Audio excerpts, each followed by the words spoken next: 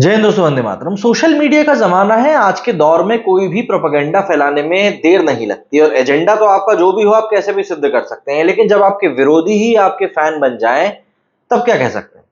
राजदीप सरदेसाई को कौन नहीं जानता। राजदीप सरदेसाई के बारे में ये बात सभी लोग समझते हैं कि ये नरेंद्र मोदी जी को उतना पसंद नहीं करते जितना कि शायद ये बाकी नेताओं को पसंद करते हैं।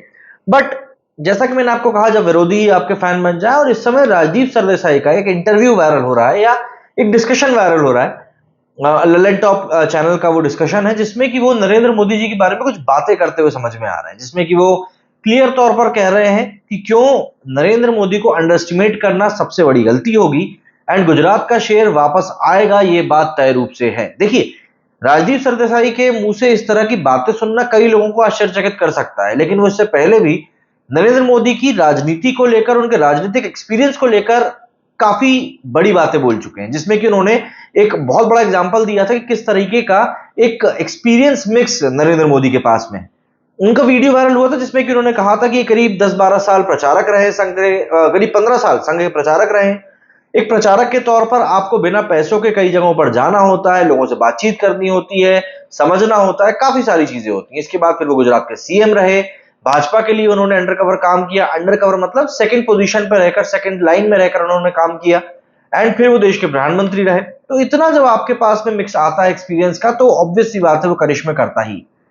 अब ये जो वीडियो वायरल हो रहा है, इसमें राजदीप सरदेसाई ने प्रधानमंत्री मोदी को लेकर यही कहा है कि जब जब उनको अंडरएस्टिमेट किया गया तब तब वो उतने ही बेहतर तरीके से निकलकर सामने आए। उन्होंने क्रमबद्ध तरीके से पूरी चीजें बताई। जब उन्होंने 1990 का जिक्र किया तब उन्होंने कहा कि मैं करीब 34, उन्होंने कहा कि भाई वो करीब 34 साल से नरेंद्र मोदी को देखते हैं, उनको समझ रहे हैं, उनको जानते हैं। और 1990 का जो दशक था भारतीय राजनीति का, वो काफी ज्यादा पॉलिटिकल टर्मोइल वाला था। उनका कहना है कि उस समय पर गोविंदाचार्य हुआ करते थे, प्रमोद महाजन हुआ करते थे, सुषमा स्वराज हुई करती थी, जिनको कि नेक्स्ट लीडर के तौर पर देखा जाता था। और उसी समय पर नरेंद्र मोदी को सेकंड लिस्ट में रखा जाता था कि यार ये इन लोगों से पीछे हैं। सुषमा स्वराज को लेकर कहा जाता था कि ये सोनिया गांधी को टक्कर देती हैं, एक तरह की मास लीडर हैं, ओरेटर बहुत अच्छी हैं, बहुत अच्छा बोलती है, लोगों को प्रभावित करती हैं, तो ये सोनिया गांधी को टक्कर देंगी। प्रमोद महाजन के बारे में कहा जाता था कि उनसे ज्यादा अच्छे से कोई ऑर्गेनाइजेशन को रन नहीं कर सकता और नेटवर्किंग में तो कोई उनका सानी ही नहीं है।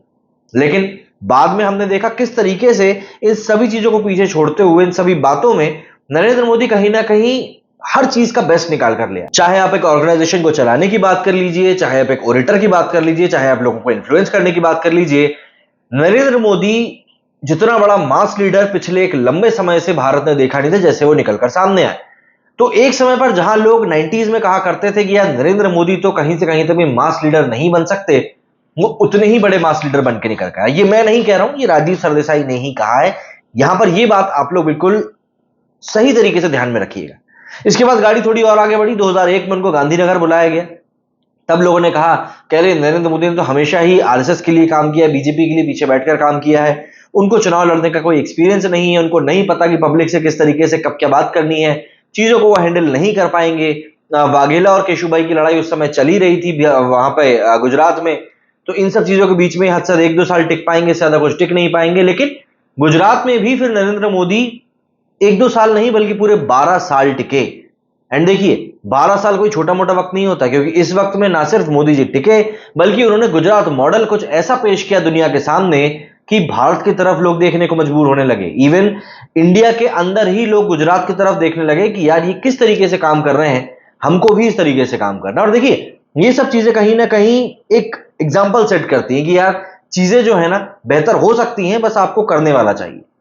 गुजरात से भी फिर गाड़ी आगे बढ़ती है। बात पहुंचती है 2013 में, जब उनको प्रधानमंत्री पद के लिए एक चेहरा बनाकर घोषित किया गया। गोवा में ये मीटिंग हुई, काफी उठापटक हुई उसमें। एल के अडवाणी नाराज हुए, काफी बड़े बड़े नेता थे जो इस बात से नाराज थे, बट उसके बावजूद भी आप राजनाथ सिंह की बात कह लें या आप किस्मत की बात कह लें, नरेंद्र मोदी जी को वहां पर आश्वस्त तौर पर प्रधानमंत्री कैंडिडेट के रूप में घोषित किया गया।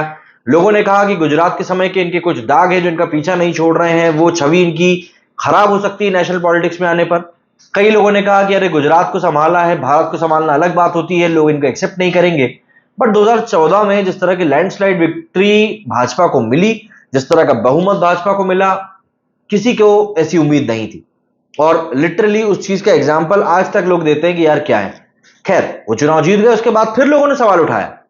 लोगों ने कहा कि ठीक है, नरेंद्र मोदी भारत में जीते, डोमेस्टिक उनकी एक छवि बहुत तगड़ी है, लेकिन एक फिर ऐसा दौर आया कि लोगों ने कहा कि इंटरनेशनली, क्योंकि इनको एक समय पर यूएसए का वीजा नहीं दिया गया था, कि ये इंटरनेशनल पॉलिटिक्स में भारत को कैसे टैकल कर पाएंगे, भारत की पोजीशन को लोग कैसे स्ट्रांग कर पाएंगे। लेकिन आज की तारीख में हम देख रहे हैं कि कैसे नरेंद्र मोदी जी को ना सिर्फ दुनिया इस तरीके से देखती है कि यार ये तो एक बहुत ही स्ट्रांग लीडर है, बल्कि एक ग्लोबल लीडर के तौर पर ही नरेंद्र मोदी जी ने अपनी पहचान को बहुत ज्यादा स्ट्रांग किया है। एंड इवेंचुअली इंडिया को उससे बहुत ज्यादा फायदा मिलता है। जो एनआरआईज बाहर रहते हैं वो ही इस बात का व्याख्यान देते रहते हैं कि किस तरीके से चीजों को मोदी जी ने हैंडल किया है, कि एक भारतीय होने के नाते अब लोग उनको अलग तरीके से देखते हैं। एंड इवेंचुअली जाहिर सी बात है, मोदी जी ने इतना लंबा वक्त इस राजनीति में बिता दिया है कि अब जबकि लोग ये बात उठा रहे हैं कि यार ये मिलीजुली सरकार को नहीं चला पाएंगे, तो देखिए नरेंद्र मोदी एक तरीके से अब इस बात को समझ चुके हैं कि भाई कौन सी बटन को कब दबाना है। वो बिना सोचे समझे कोई काम नहीं करते, वो बिना जाने पहचाने कोई काम नहीं करते, ये बात प्रूवन है। लेकिन ये बात भी पता होनी चाहिए कि कब कौन सी बटन दबाना, ये एक बहुत इंपॉर्टेंट बात हो जाती है।